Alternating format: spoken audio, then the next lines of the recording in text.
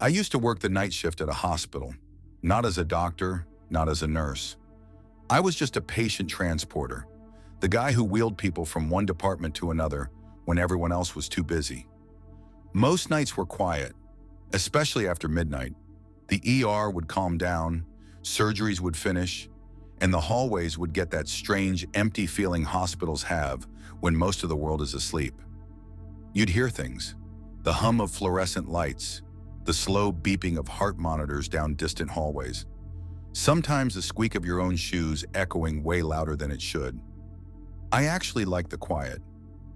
My shift started at 11 p.m. and ended at 7 a.m. Every night I followed the same routine. Clock in, grab a radio, check the transport board, then wait. Most of my calls came from the ER or radiology, but sometimes I had to move patients from the upper floors down to imaging. That's where the fourth floor came in. The fourth floor was mostly long-term patients, people who had been there for weeks or months. The lights were dimmer up there at night, and the halls were always quieter, too quiet sometimes. I remember the exact night this happened because it was early winter, December. The parking lot outside the hospital had patches of frozen slush, and the air inside the building felt dry and overheated, like hospitals always do. It was around 2:17 a.m. when my radio crackled. Transport needed, fourth floor, room 418, CT scan. I sighed a little. Fourth floor calls always took longer because the elevators were slow and the hallways twisted around like a maze. Still, it was routine. I grabbed a wheelchair and pushed it into the elevator. The ride up took almost a full minute. The elevator made this faint rattling sound the whole way, like it always did. When the doors opened, the fourth floor looked exactly how it always did at night. Half the lights dimmed, long beige hallways, closed patient doors. The nurses' station down the hall was empty. That part wasn't unusual. The nurses often stepped away to check rooms. I pushed the wheelchair toward room 418. My footsteps echoed softly against the polished floor. Room 412, 414, 416, then 418. The door was half open. Inside was an older man sitting upright in his bed, already awake. Thin, gray hair, oxygen tube in his nose. He looked tired but alert. "You here to take me downstairs?" he asked. "Yeah," I said. "CT scan." He nodded slowly. "Been waiting." I helped him into the wheelchair. He moved slowly, wincing a little as he shifted his weight. Hospitals teach you to do this stuff quickly but gently. I had done it 1,000 times. Once he was seated, I wheeled him out into the hallway. That's when he said something strange, quietly. "You hear that?" I stopped. "Hear what?" He tilted his head slightly. "That door." I looked down the hallway. Every door was closed. Nothing moved, just the faint buzzing of the lights. "I don't hear anything," I said. He stared at the hallway for another second before shaking his head. "Never mind." I pushed him toward the elevators. The ride down to radiology was normal. He didn't talk much after that. The scan took about 20 minutes. When it was done, I helped him back into the wheelchair and pushed him toward the elevator again. The radiology hallway was brighter than the floors upstairs, and the sudden light always made the hospital feel more normal again.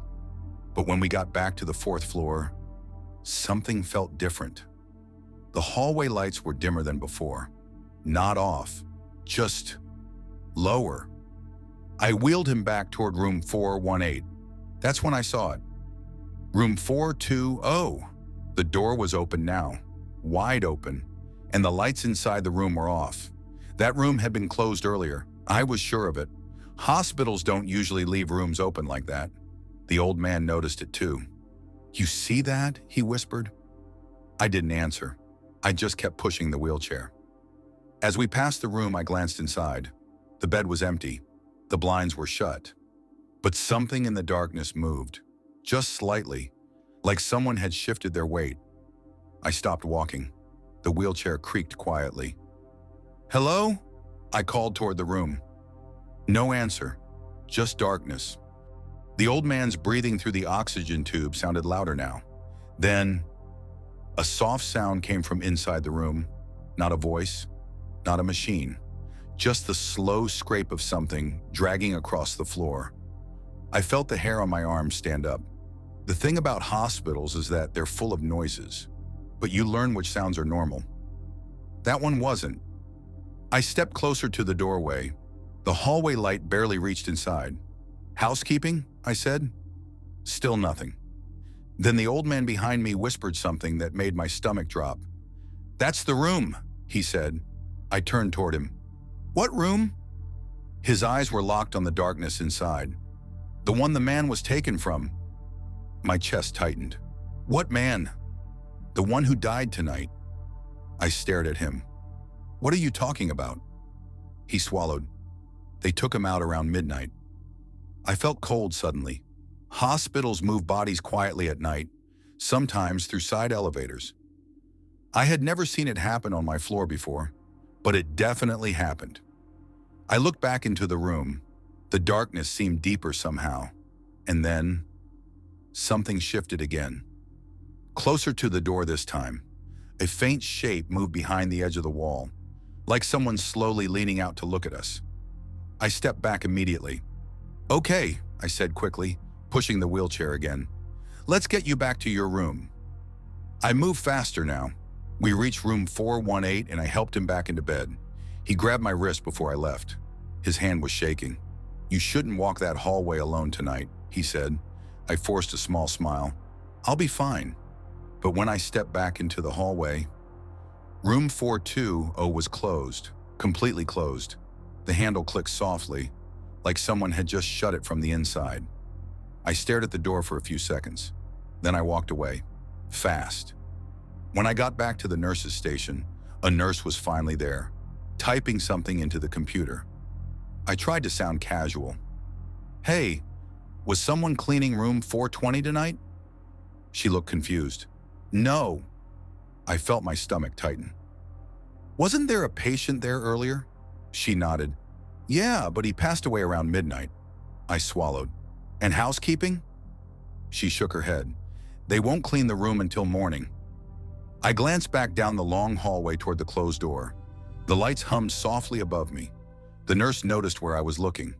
"Why?" I hesitated. Then I shook my head. "Nothing." I finished my shift an hour later. When I walked past the fourth-floor elevators to leave, I noticed something taped to the wall near the nurse's station. A temporary sign, black letters on white paper. Room 420, out of service. But what bothered me most was the time written at the bottom. The room had been closed for maintenance since the afternoon, almost 12 hours before I wheeled that patient past it, and before I saw something move inside.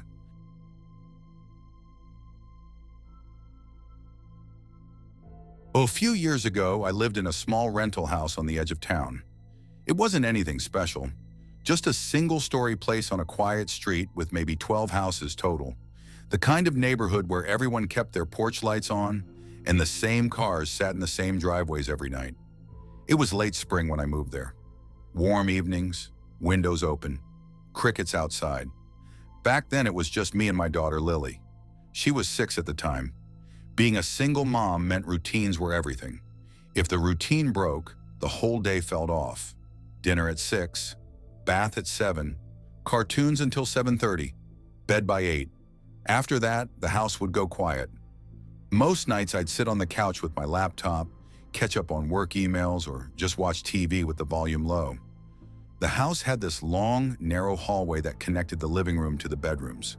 At night, the hallway always felt darker than the rest of the house, even with the lights on, probably because the windows there were small, or maybe because the house was older. I didn't think much about it at first, until the knocking started. The first time it happened was around 12:40 a.m. I remember the exact time because I had just looked at the clock on the microwave. I had gone into the kitchen to grab water before going to bed. That's when I heard it.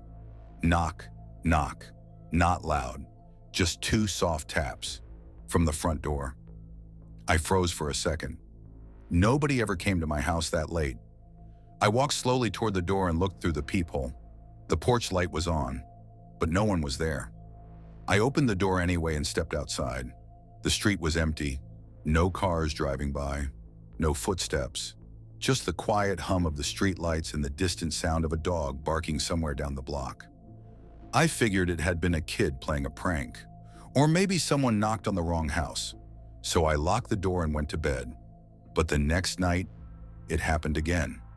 This time it was 12:43 a.m. 3 knocks.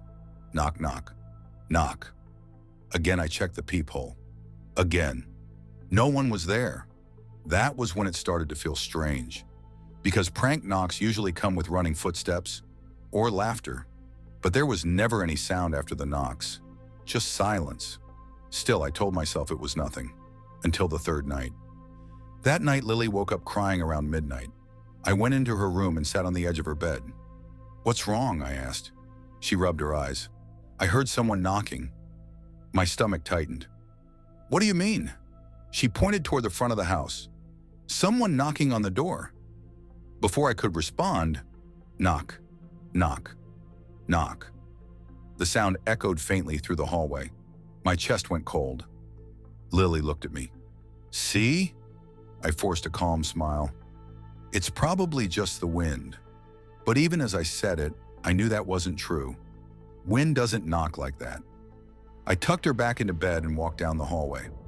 The house felt different, quieter than usual, like the air itself was holding still. When I reached the front door, I didn't open it right away. I just looked through the peephole. Nothing. Empty porch, same as before. But something felt wrong. I couldn't explain it, but the porch light seemed dimmer than usual, like someone had partially covered it. I unlocked the door slowly and opened it. The night air rushed in. The street was empty again. That's when I noticed something on the ground. Right in front of the door, a small object. I bent down and picked it up. It was a toy car, a little red plastic one, the kind kids roll across the floor. But Lily didn't own toy cars, and I knew for a fact that hadn't been there earlier. I looked down the street both directions. Nothing moved, not a single person outside. I brought the toy car inside and locked the door. The next morning I asked Lily if it was hers. She shook her head. "No." "Have you ever seen it before?" "No." I threw it in the trash. For the next 2 nights the knocking stopped, and I thought maybe whatever kid had been doing it got bored. But then, Saturday night came. That night Lily fell asleep early. Around 11:50 p.m., I turned off the TV and started heading to bed. That's when I heard it again. This time it wasn't the front door. It was the back door. 3 slow knocks. Knock, knock, knock. My stomach dropped. Nobody ever used the back door. It faced the small fenced yard behind the house. No sidewalk, no street access, just a narrow strip of grass and a wooden fence. I stood in the kitchen, staring at the door, waiting, listening. Nothing. Then, another knock. Louder. Knock. Knock. My heart was racing now. I grabbed my phone and slowly walked toward the door. The small window in the back door had blinds covering it. I carefully lifted one slat. At first I didn't see anything, just darkness. Then, a shape moved. Someone was standing just outside the door, very close. So close their shoulder was almost touching the glass. I froze. I couldn't see their face. Just the outline of a person, tall, still, not moving. My hands started shaking. "Hello?" I called through the door. No answer. The figure didn't move, didn't speak, didn't knock again. They just stood there. After a full minute, I slowly lowered the blind. My heart was pounding so hard I could hear it in my ears. I walked backward down the hallway, quietly. Then I grabbed my phone and called the police. They arrived about 15 minutes later. 2 officers. They checked the backyard with flashlights, checked the fence, looked behind the shed. Nothing. No footprints. No person. One officer knocked on the back door from outside to show me how the sound carried through the house. It sounded exactly the same. But before they left, the younger officer asked something that made my stomach turn. "Ma'am," he said, "how long have you been hearing the knocking?" "About a week." He nodded slowly. Then he asked, Always after midnight? I nodded. He exchanged a quick look with the other officer. What? I asked. The older officer sighed. Then he pointed toward my front yard. 3 houses down, he said. There's an empty house. I frowned. Okay? He hesitated. Someone broke into it about 10 days ago. My chest tightened. And they've been staying there at night. A cold feeling spread through my stomach. Who? The officer shook his head.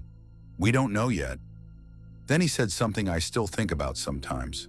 Something quiet, something careful. Just, don't open the door if you hear knocking again. That night I pushed a chair under both door handles before going to bed.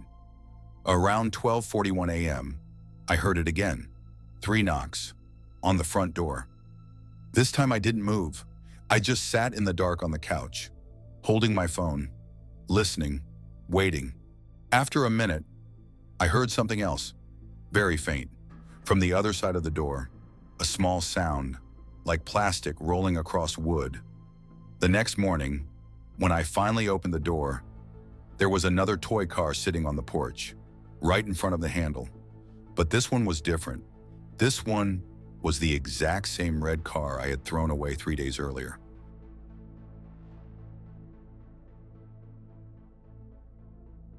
This happened during my last year of high school. It was late autumn. November, I think. The kind of cold where the air feels sharp when you breathe it in, but there's still no snow on the ground yet. Our school sat on the edge of town near a stretch of empty fields. From the outside, it looked normal enough. 2 floors, long brick walls, a football field behind it. But at night, the place felt completely different. During the day, it was loud. Lockers slamming, teachers shouting over classes, hundreds of students moving through the halls. But once everyone left, the building turned hollow. I only knew that because of basketball practice. Our team practiced late twice a week, usually ending around 8:30 p.m. After that, everyone would shower, grab their stuff, and leave through the side doors near the gym. That night, there were only 4 of us left. Me, my friend Tyler, and 2 other guys, Josh and Mark. Practice had been rough. Coach kept us running drills for almost 2 hours. By the time we finished, everyone was exhausted. Josh and Mark left first. Their parents were already waiting outside. Tyler and I stayed behind to shoot around a little longer. We always did that. The gym lights buzzed softly overhead while the basketball echoed across the empty court. Thump, thump, thump. The sound carried through the whole gym. Eventually, Tyler checked his phone. Dude, it's almost 9, he said. I looked at the clock above the scoreboard. 8:57 p.m. Yeah, I said. Let's go. We grabbed our stuff and walked toward the locker room. The hallway leading there always felt colder than the rest of the school. Probably because the gym doors opened outside and let in cold air during the day. The fluorescent lights flickered slightly. Tyler walked ahead of me, spinning a basketball on his finger. Man, he said, I swear this place feels creepy at night. I laughed. It's a school, not a haunted house. We pushed open the locker room door. Inside, the lights were still on. Rows of metal lockers lined both walls, and the smell of soap and sweat hung in the air, like it always did after practice. The showers at the far end were off, water dripping slowly from the tiles. Tyler tossed his bag on the bench. You go in a shower? He asked. Nah, I said. I'll do it at home. I started changing out of my jersey while Tyler went to grab his backpack from his locker. For a minute, everything was normal. Lockers clanging, zippers opening, then Tyler stopped moving. You hear that? He said. I paused. Hear what? He tilted his head. Shh. We both stood still. At first there was nothing. Then, clank, a metallic sound, like a locker door closing somewhere. Tyler frowned. Didn't Josh and Mark leave already? Yeah, I said. The locker room felt suddenly quiet. Too quiet. The sound hadn't come from near us. It had come from the far end of the locker room, near the showers. Tyler laughed nervously. Probably just one of the janitors. I shrugged. Maybe. But something about the sound felt wrong. Janitors didn't usually come through the locker rooms while we were still there. We finished packing our bags. Then we heard it again. Clank. Another locker door. This time louder. Definitely from the far end. Tyler and I looked at each other. "Hello?" he called. His voice echoed against the tiled walls. No answer. The lights above us hummed softly. Then, clank. Another locker. Closer this time. My stomach tightened. I looked down the row of lockers toward the showers. They formed a long, narrow corridor. And halfway down that corridor, one locker door was slowly swinging open. Back and forth. Back and forth. Like someone had just let go of it. Tyler whispered, "Dude, what the hell?" I didn't answer. I was staring at the space between the lockers. Because for a second, I thought I saw someone standing there. Just a dark shape between the rows. Then it disappeared. Tyler grabbed his bag. "Okay, screw this," he muttered. We started walking toward the exit. The locker room door was maybe 20 feet away. That's when something behind us slammed shut. Bang! Both of us jumped. We turned around. The locker that had been swinging open was now completely closed. Tyler's voice dropped. "Someone's messing with us." I didn't believe that. If someone had been standing there, we would have seen them. There was nowhere to hide. Just rows of lockers in the open shower area. "Let's just go," I said. We turned back toward the door, and that's when we heard footsteps. Behind us. Slow, heavy, step, step. The sound echoed through the locker room. Tyler's face went pale. "That's not funny," he shouted. The footsteps stopped. Silence filled the room. I slowly turned around again. The locker room looked empty. Every locker door was closed. The shower area was dark. But something felt wrong.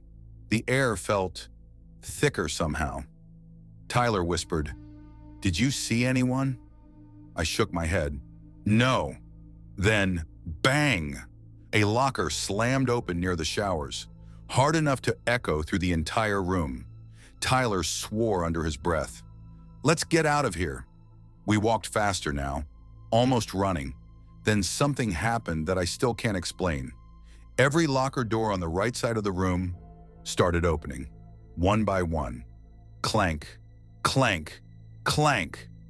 The sound exploded down the row like a chain reaction. Tyler grabbed my arm. "Run!" We sprinted toward the door. Our footsteps pounded across the tile. Behind us, the lockers kept slamming open. Louder, faster, like someone was throwing them open as we passed. We burst through the locker room door into the hallway, and the moment the door slammed shut behind us, everything went quiet. No more locker sounds, no footsteps, just silence. Tyler bent over, breathing hard. "What the hell was that?" he said. I didn't know. Neither of us spoke for a moment. Then something caught my attention. The door to the equipment storage room across the hallway. It was slightly open, and inside, a small light was on. Tyler noticed it too. "That door was closed earlier," he said. I nodded slowly. The storage room was where the janitors kept cleaning supplies and spare sports equipment. Nobody should have been in there that late. We walked toward it carefully. I pushed the door open a little wider. Inside the room, a folding chair sat in the middle of the floor, facing the door, and on the chair was a backpack, not ours. Tyler stepped closer. He stared at it for a few seconds. Then he whispered something that made my stomach drop. "That's Josh's bag." Josh, the guy who had left almost an hour earlier. Tyler slowly unzipped the bag. Inside were Josh's basketball shoes, his water bottle, and his phone, still on, still recording video. The screen showed a live camera view, but the image was dark and shaky, like the phone had been dropped. Tyler tapped the screen to replay the recording. The video started a few minutes earlier. It showed the locker room. Josh was filming as he walked toward the showers, probably joking around. Then the camera suddenly turned, like he heard something. The video shook as he backed away. And then, right before the recording ended, the camera pointed down the locker row, toward where Tyler and I had been standing earlier. And for a split second, someone stepped out between the lockers. A tall figure, too close to the camera, and the video cut off. Tyler slowly lowered the phone. Neither of us said anything. We just walked out of the school. Fast. Josh never came back to school after that week. His parents said he had transferred, but Tyler and I both knew something else. Because the next day when we asked the coach about the locker room, he said something strange, something that stuck with me. He said the janitors had checked the locker room that night. Every single locker was closed, nothing out of place. And the security cameras in the gym hallway showed something else too. Only 2 people leaving the building that night, Tyler and me, no one else.